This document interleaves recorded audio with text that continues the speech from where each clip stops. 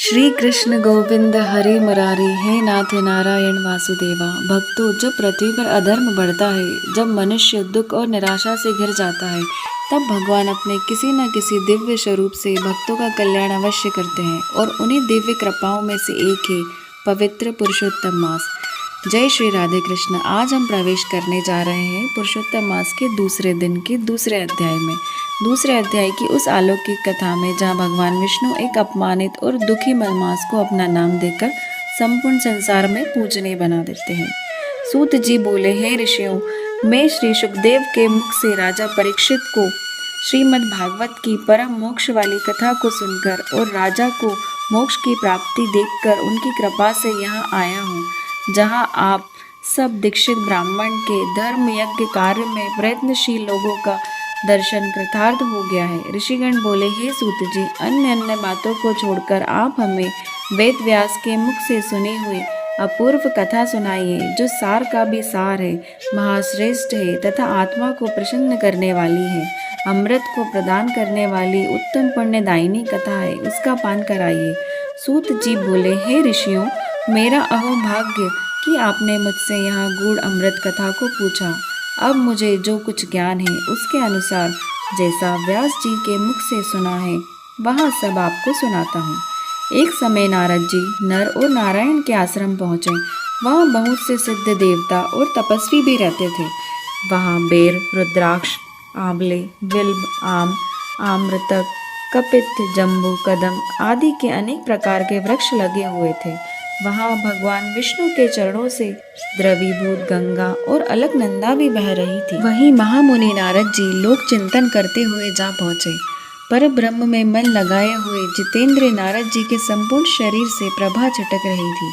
तब नारद जी ने तपस्वी नारायण को साष्टांग प्रणाम कर स्तुति करते हुए कहा, हे देवादिदेव, संसार के स्वामी, दया सिंधु, आप सत्यव्रती हो, त्रिसत्य हो, सत्य के सार रूप हो और सत्य से उत्पन्न हो। हे सत्य योने, आपको नमस्कार है। मैं आपकी शरण में आया हूँ। आपका यहाँ तप संसार को शिक्षा देने वाला तथा मर्यादा को रखने वाला है। यदि आप तपस्या न करें तो पुण्यात्मा और पापियों से व्याप्त यहाँ पृथ्वी कलयुग में जैसे एक व्यक्ति के पाप करने से रसातल को चली जाती है, वैसे ही एक व्यक्ति के पुण्य करने से तर जाती है। यह आपका पुण्य प्रभाव ही है जिसके बल पर यह पृथ्वी टिकी हुई है। पहले सतयुग आदि में जैसे एक व्यक्ति पापाचरण करता था तो सभी व्यक्ति पापी हो जाते थे, परंतु कलयुग में केवल कर्ता ही पुण्य और पाप का भागी होता है। यह सब आपके तप का प्रभाव है। हे भगवान, कलयुग में सभी प्राणियों के मन विषय भोगों में आसक्त हैं, अतः स्त्री पुत्रादि के मोह में फंसे हुए हैं। प्राणियों का हित करने वाला और जिससे मेरा भी हित हो, ऐसा कोई उपाय मुझे बतलाइए, क्योंकि मैं आपके मुखारविंद से कुछ सुनने की इच्छा से ब्रह्मलोक से यहाँ आया हूँ। वेद भी यहाँ बताते हैं कि भगवान विष्णु उपकार के प्रेमी हैं, इसलिए संसार के उपकार के लिए उस सार रूप कथा को कहिए, जिसके सुनने मात्र से ही जीव निर्भय पद को प्राप्त हो। नारद जी के वचन सुनकर ऋषि नारायण मुस्कुराते हुए संसार को पवित्र करने वाली उत्तम कथा को कहने लगे। हे नारद, तुम ब्रज गोपियों के मुख रूपी कमल के लिए भ्रमर तुल्य रसिक शिरोमणि रस ऐश्वर भगवान श्री कृष्ण चंद्र वृंदावन बिहारी के पुण्यमयी कथा को सुनिए।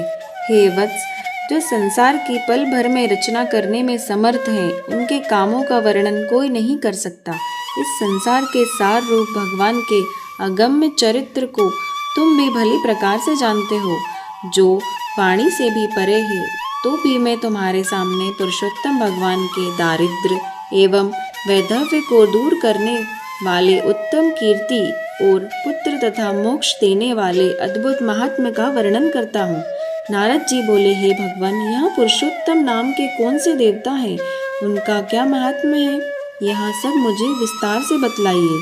सूत जी बोले, श्री नारायण नारद जी के इन वचनों को सुनकर एक घड़ी के लिए मन एकाग्र कर पुरुषोत्तम देवता का परिचय देते हुए बोले, पुरुषोत्तम नाम एक मास का नाम है, जिसके स्वामी कृपा सिंधु भगवान पुरुषोत्तम ही है, इसलिए इनको ऋषि लोग पुरुषोत्तम मास कहते हैं। इसका व्रत करने से पुरुषोत्तम भगवान प्रसन्न होते हैं। नारद जी बोले, मैंने पृथक पृथक स्वामियों सहित चैत्र, बैसाख आदि मास तो सुने हैं, किंतु हे नाथ, पुरुषोत्तम मास कभी नहीं सुना। यह पुरुषोत्तम मास कौन सा मास है जिसके स्वामी दया सिंधु पुरुषोत्तम जो हुए हैं, सो मुझे कृपा करके बतलाइए। इस मास का क्या स्वरूप है, क्या विधान है, व्रत में क्या करना चाहिए, कैसे स्नान करना चाहिए, क्या दान करना चाहिए, जब पूजा उपवास आदि का क्या साधन है, जिसके करने से कौन से देवता प्रसन्न होकर क्या फल देते हैं। इसके अतिरिक्त और जो भी सार हो वह सब मुझे बतलाइए, क्योंकि दीन वत्सल साधुजन मनुष्य के हित के लिए उपदेश बिना पूछे भी देते हैं। इस पृथ्वी पर जो लोग दूसरों के भाग्य के सहारे चलते हैं, वे दरिद्री, दुखी, रोगी होते हैं और पुत्र की इच्छा करने वाले होते हैं, जिनमें कोई जड़, गूंगे, घमंडी, मूर्ख, कुचाली, मेले व फटे कपड़े पहनने वाले, नास्तिक, लंपट, नीच, अति, वृद्ध, पराई नौकरी करने वाले, निराश, मनोरथ पूर्ण न होने वाले, पराक्रमहीन, कुरूप, रोगी, कुष्ठी, अंगहीन, अंधे आदि होते हैं, तथा कोई इष्ट मित्र वियोगी, कोई स्त्री पुत्र आदि से दुखी, कोई माता पिता से हीन, कोई सुख दुख से ग्रसित, कोई दुर्बल तो कोई मनवांछित वस्तु से रहित। हे भगवान, ऐसे मनुष्य कुछ पुण्य करके, सुनकर और पढ़कर, आचरण करके इन कष्टों से छूट जाए, ऐसा कोई सरल उपाय आप मुझे बतलाइए। विधवापन, बांझपन, लूले लंगड़े, मानसिक रक्त, पित्त रोगी, मृगी, क्षय रोग, भगंदर, बवासीर, पथरी, संग्रहणी, खुजली आदि रोगों से ग्रसित और अन्य विविध दोषों में लोगों को देखकर मैं बड़ा दुखी हूँ। इसलिए हे कृपा सिंधु, आप मेरे ऊपर कृपा कीजिए और मेरे अंतःकरण की शांति के लिए हे सर्वज्ञ, सब तत्वों के ज्ञाता, कोई लोक कल्याण का उपाय भली भांति समझा कर कहिए। सूत जी बोले, नारद जी के संसार के हित करने वाले प्रश्न को सुनकर देवाधिदेव श्री नारायण चंद्रमा के समान शांति देने वाले मधुर शब्द कहते हुए बोले। इस प्रकार पुरुषोत्तम मास का दूसरा अध्याय पूर्ण हुआ। भक्तों, पुरुषोत्तम मास केवल व्रत और कथा का समय ही नहीं, यह आत्मा को पवित्र करने का दिव्य अवसर है। इस पवित्र मास में तुलसी पूजा, दीपदान, दान पुण्य और भगवान के नाम के जाप का विशेष महत्व बताया गया है। मान्यता है कि इस मास में किया गया छोटा सा पुण्य में कई गुना फल देता है। भगवान इस समय भक्तों की प्रार्थना जल्दी सुनते हैं। भक्ति करने से मन और जीवन दोनों पवित्र होते हैं। कहा जाता है, जिसे संसार ने तुच्छ समझा, भगवान ने उसे ही श्रेष्ठ बना दिया। इसलिए यह मास हमें सिखाता है, किसी का अपमान ना करें, दुखी लोगों की सहायता करें और भगवान पर विश्वास रखें। तुलसी माता भगवान विष्णु और कृष्ण को अत्यंत प्रिय है। ऐसा माना जाता है, जहाँ तुलसी होती है वहाँ भगवान का वास होता है। पुरुषोत्तम मास में रोज तुलसी को जल चढ़ाना, दीप जलाना और परिक्रमा करना बहुत शुभ माना जाता है। कहते हैं, तुलसी के बिना भगवान का भोग भी अधूरा माना जाता है। जो भक्त श्रद्धा से तुलसी पूजा करता है, उसके घर की नकारात्मक ऊर्जा दूर होती है, मन शांत होता है और भगवान की कृपा बनी रहती है। दीप केवल एक छोटा सा प्रकाश ही नहीं, यह अंधकार पर प्रकाश की विजय का प्रतीक है। मंदिर में दीपदान, तुलसी के पास दीप या नदी किनारे दीप जलाना बहुत पुण्यदायक माना जाता है। मान्यता है, जीवन में दीपदान से अज्ञान दूर होता है, घर में सुख शांति आती है और भगवान का आशीर्वाद प्राप्त होता है। एक छोटा सा दीप भी भगवान तक भक्त की भावना को पहुंचा देता है। भक्तों, शास्त्रों में अन्नदान का बड़ा विशेष महत्व बताया गया है। पुरुषोत्तम मास में यदि कोई भूखे को भोजन कराए, गरीब की सहायता करे, गाय को रोटी खिलाए, तो भगवान उससे बहुत प्रसन्न होते हैं, क्योंकि भूखे को जो भोजन देता है, सीधे नारायण की सेवा करना माना गया है।